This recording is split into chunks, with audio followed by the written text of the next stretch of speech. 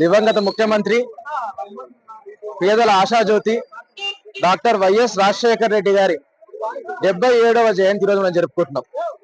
అసలు జనాల మీద ప్రేమ ఎలా చూపించాలి, ఆకలితో ఉన్నవాడి ఆకలి ఎలా తీర్వాలి, ఒక పేదకి వైద్యం ఎలా ఇవ్వాలి అని ఈ ప్రపంచంలో ఎవరన్నా తెలుసుకోవాలనుకుంటే అది కేవలం మన మహానేత వైఎస్ రాజశేఖర రెడ్డి గారి ముందుకు వచ్చి నిలబడి తెలుసుకోగలుగుతారు తప్ప ఇంకో విధంగా తెలుసుకోలేరు. మాట తప్పం మెడిమె తిప్పం అనే ఒకే ఒక మాటతో అతను జనాలకి ఏదైతే ఇవ్వాలి అనుకున్నాడో, ఎలా అయితే ఈ రాష్ట్రాన్ని ఎదుగుదల చూడాలి అనుకున్నారో అనగారు అలాగే ఈ రాష్ట్రాన్ని ఎదుగుదల చేశారు.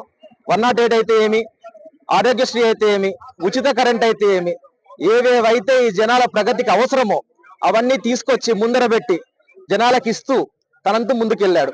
అలాంటి మహానేత మన మధ్య ఉండకపోవడం మన దురదృష్టం. కానీ ఈ 77 ఏళ్ల అతని జయంతి జరుపుకుంటూ అతని స్ఫూర్తిని మనం ముందుకు తీసుకెళ్ళాలి. అతని స్ఫూర్తిని ముందరికి తీసుకెళ్ళగలిగే ఏకైక నాయకుడు మన నాయకుడు జగన్మోహన్ రెడ్డి గారు మాత్రమే. నిరంతరం వాళ్ళ నాన్న ఆలోచనలని, వాళ్ళ నాన్న జనాల మీద ఆప్యాయతని ముందరికి తీసుకెళ్లే ఏకైక నాయకుడు వైఎస్ జగన్మోహన్ రెడ్డి గారు మాత్రమే. అతని నాయకత్వం తిరిగి రావాలని, రాజన్న రాజ్యం తిరిగి రావాలని కోరుకుంటూ జై జగన్, వర్ధిల్లాలి వైఎస్ రాజశేఖర రెడ్డి గారు, వర్ధిల్లాలి.